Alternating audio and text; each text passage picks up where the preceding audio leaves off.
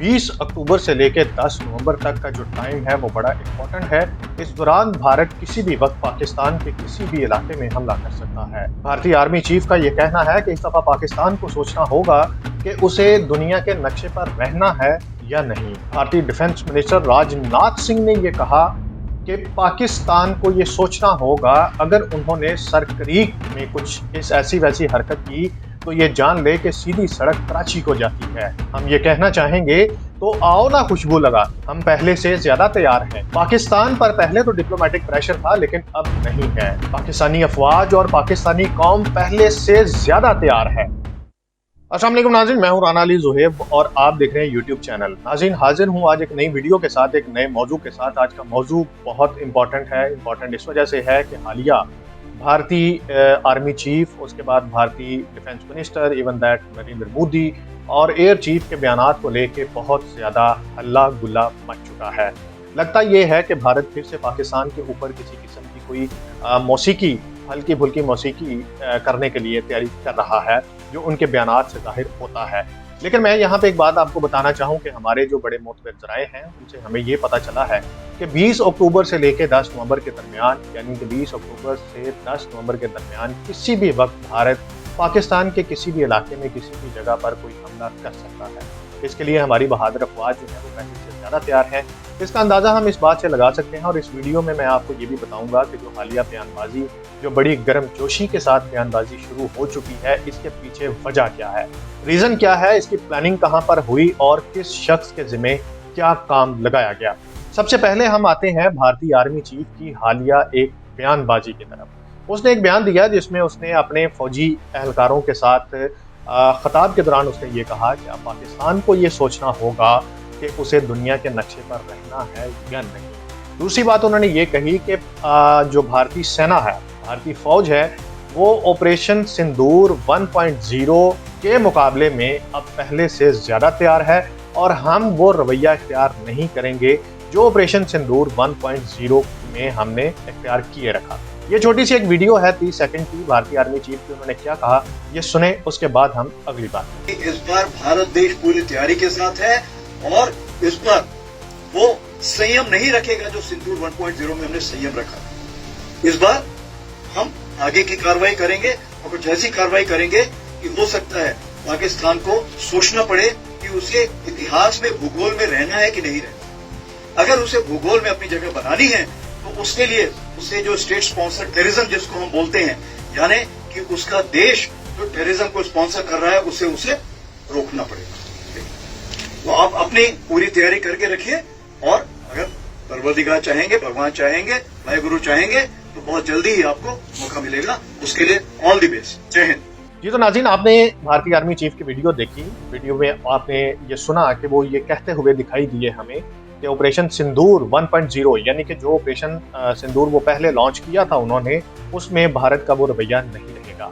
इसके जवाब में मैं ये कहना चाहूँगा कि जनाबे वाला, आपने ये बात बड़ी अच्छी की है कि ऑपरेशन सिंदूर 2.0, यानी कि जिसको आपने जिक्र किया कि ये स्टार्ट हो चुका है, उसमें रवैया भारत का वो नहीं रहेगा। तो यहाँ पे आपके गोश गुजार करना और आपके तवज्जुह से, आपकी वजह से पूरे हिंदुस्तान के गोश गुजार करना ये बड़ा ज़रूरी है कि अब पाकिस्तान भी वो रवैया इख्तियार नहीं करेगा जो ऑपरेशन बनियान मरसूस में रखा गया था। ऑपरेशन बनियान मरसूस में पाकिस्तान के ऊपर बहुत ज़्यादा डिप्लोमेटिक प्रेशर था। पाकिस्तान के एलाइज, ख़ास तौर पर नरेंद्र मोदी का जो बेस्ट फ्रेंड डोनाल्ड ट्रंप था, उसकी तरफ से भी पाकिस्तान के ऊपर प्रेशर था। अमेरिका की तरफ से प्रेशर था, यूरोप की जानिब से प्रेशर था और यहाँ तक कि यूके की जानिब से भी पाकिस्तान के ऊपर डिप्लोमेटिक प्रेशर था कि आप भारत के ऊपर उस लिहाज से हमला नहीं करें या आप इस हमले को बड़ा महदूद रखें। इसके बदले में बहुत सारी पाकिस्तान को ऑफर्स भी हुई जिसको पाकिस्तान ने ठुकराया। अब हम आपको ये बताना चाहते हैं कि पाकिस्तान भी पहले की बनिस्बत बहुत हैवी किस्म की तैयारी करके रखी हुई है और हम भी वो तरीक़ेकार इख्तियार नहीं करेंगे जो हमने ऑपरेशन बनियान मरसूस में किया। अब पाकिस्तान भी 6-0 पर नहीं रुकेगा बल्कि ये 60-0 तक जाएगा। जहाँ तक इस सारे हमले की और इस सारी बयानबाजी की प्लानिंग है वो मैं आपको बताता चलूँ कि PMO में, यानी कि प्राइम मिनिस्टर ऑफिस इंडिया में एक फिर से मीटिंग हुई। उस मीटिंग के दौरान में ये कहा गया कि जो हजीमत इस वक्त भारत को पूरी दुनिया में उठानी पड़ी है, जो पूरी दुनिया का इंटरनेशनल मीडिया और यहाँ तक कि डोनाल्ड ट्रंप हर दूसरे दिन ये बयान देता है कि पाकिस्तान ने भारत के जहाज गिराए हैं।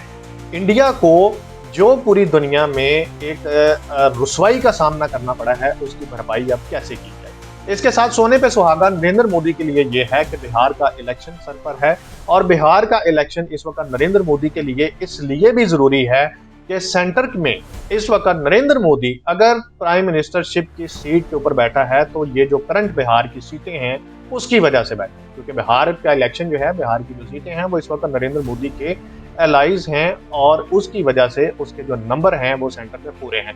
अगर बिहार का इलेक्शन नरेंद्र मोदी हारता है तो वक्त से पहले 5 साल पूरे होने से पहले ही नरेंद्र मोदी को वज़ीर-ए-आज़मशिप की जो कुर्सी है उससे हटना पड़ेगा।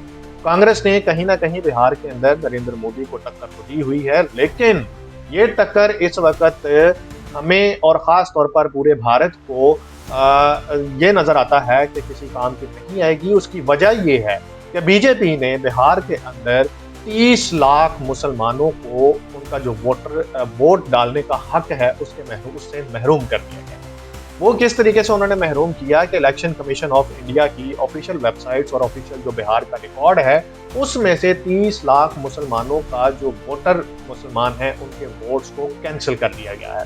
कैंसिल करने से मुराद ये है कि उनके वोट्स को वोटर लिस्टों से गायब कर दिया गया है, हटा दिया गया है, जिस पर कांग्रेस ने बहुत ज्यादा हल्ला गुल्ला किया। और हल्ला गुल्ला करने के बाद कांग्रेस के जो लीडर हैं राहुल गांधी, उन्होंने 10 दिन बिहार में बैठे रहे और वोटर अधिकार यात्रा के नाम पे उन्होंने केस भी किया, इलेक्शन कमीशन ऑफ इंडिया को एक्सपोज भी किया, बीजेपी को भी एक्सपोज किया, और सुप्रीम कोर्ट में उन्होंने इसके ऊपर केस भी किया, जिसका फैसला अभी आने वाले चंद दिनों में आएगा। इस सारी सूरत हाल को सामने रखते हुए जब उनको नजर आया कि कांग्रेस बिहार के अंदर बहुत ज्यादा स्ट्रांग हो चुकी है, राहुल गांधी की ये जो वोटर अधिकार यात्रा है वो बहुत हद तक कामयाब हो चुकी है, तो दोबारा से मीटिंग हुई राजनाथ सिंह की, इंडियन आर्मी चीफ और एयर चीफ और पीएमओ में नरेंद्र मोदी के साथ ये मीटिंग हुई। मीटिंग में ये फैसला किया गया कि फिर से पाकिस्तान के ऊपर हमला करके बिहार के साथ साथ जो पूरे हिंदुस्तान की आवाम है उसकी जो हमदर्दियां हैं वो समेटी जाएं, और उन हमदर्दियों को समेटने के साथ साथ इंटरनेशनल लेवल पे जो भारत की हजीमत हुई उसको किसी ना किसी तरह से बराबर करने का कोई ना कोई जरिया या कोई जवाब पैदा किया जाए। फैसला ये हुआ कि इस दफा चूंकि जो राफेल हैं जिसके ऊपर वो बहुत ज्यादा इत्तफा करते थे, उन्होंने उनकी बेइज्जती करवाई, उनको जिल्लत करवाई, रिसवाई का सबब बने, तो इसलिए ये फैसला हुआ कि इस दफा जमीनी फौज यानी कि इंडियन आर्मी की जानब से कोई ना कोई हरकत की जाएगी, चाहे वो कश्मीर में हो। आपने पिछले दिनों ये देखा कि भारतीय डिफेंस मिनिस्टर राजनाथ सिंह की जानब से एक बयान दिया गया जिसमें उसने सर क्रीक का जिक्र किया। सर क्रीक इलाका जो है वो रन ऑफ कच्छ यानी कि 1965 में बड़ा इंपॉर्टेंट वो एरिया है पाकिस्तान अफवाज का, जहाँ पे भारतीय जो फौज है उसको बहुत ज्यादा नुकसान पहुंचाया गया। ये वो जमीनी रास्ता है जो पाकिस्तान में दाखिल होता है, और खास तौर पर कराची तक डायरेक्ट एक लिंक है भारत का एक रोड के जरिए, जो जिसको ये सर क्रीक एक इलाका जो है वो कहा जाता है।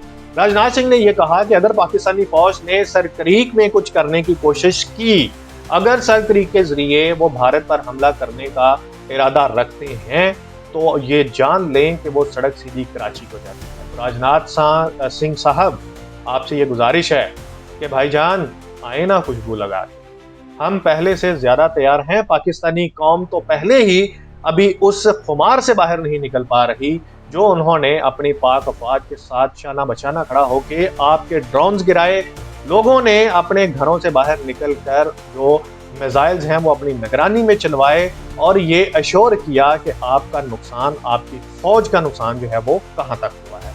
इसके साथ साथ इसकी जो कहानी है वो मैंने आपको बयान की कि बिहार का जो इलेक्शन है वो भी जो हमारी इतलात के मुताबिक है, जो मेरी वहाँ पे कुछ सोर्सेज हैं उनसे गुफ्तगू हुई, तो उनके मुताबिक अब तक यानी कि ये जो दिन जा रहे हैं इन डेज में इलेक्शन हो जाना चाहिए था। ये वक्त, ये टाइम गुजर चुका है, लेकिन चूंकि नरेंद्र मोदी ये जानता है कि बीजेपी बिहार में अपनी जड़ें काट चुकी है, खत्म कर चुकी है, तो लिहाजा कांग्रेस को टक्कर देने के लिए ये जरूरी है कि पाकिस्तान के साथ फिर से किसी किस्म का कोई इस तरह का जो मौसीकी है वो हल्की फुल्की की जाए, ताकि पाकिस्तान अवाम और बिहार के खास तौर पे जो लोग हैं उनको अपने साथ जोड़ा जाए। चलते चलते मैं एक आखिरी बात आपसे करता जाऊं कि इंडियन आर्मी चीफ और उसके बाद एयर चीफ ने, सॉरी एक बात तो रह ही गई, एयर चीफ ने ये पिछले दिनों एक बयान दिया कि हमने पाकिस्तान के मुतअद्दिद जहाज गिराए, जिनमें से तकरीबन कोई 6 से ज़्यादा उन्होंने कह दिया F-16 थे जिनको हमने गिराए। तो यहाँ पे एक बात याद आती है, हमारे बड़े बुजुर्ग कहते हैं कि लड़ाई के बाद जो मौका याद आए उसे फौरी तौर पर अपने मुंह पे मार लेना चाहिए। तो यही बात फिट होती है इंडियन आर्मी चीफ के बयान के ऊपर कि जनाब लड़ाई गुजर गई, लोगों ने देख लिया, दुनिया ने देख लिया, आपके अपने लोगों ने देख लिया, डोनाल्ड ट्रंप ने जो आपका बड़ा करीबी साथी है उसने भी पूरी दुनिया के अंदर आपको रुसवा किया कि पाकिस्तान ने आपकी कितनी बैंड बजाई है। तो ये बात आपकी दुरुस्त है कि ऑपरेशन सिंदूर 1.0 में की बजाय आप ऑपरेशन सिंदूर 2.0 में वो नहीं रहेंगे जो आप ऑपरेशन सिंदूर 1.0 पे थे। तो ऑपरेशन बुनियाद मरसूस 1 में पाकिस्तान ने जो आपकी तबाही की, इस दफा पाकिस्तान भी उससे आगे बढ़ेगा, क्योंकि अब पाकिस्तान के ऊपर कोई डिप्लोमेटिक प्रेशर नहीं है। पूरी दुनिया पाकिस्तान के साथ खड़ी है और पूरी दुनिया पाक अफवाज की बहादुरी की और शुजाअत की मिसालें दे रही है।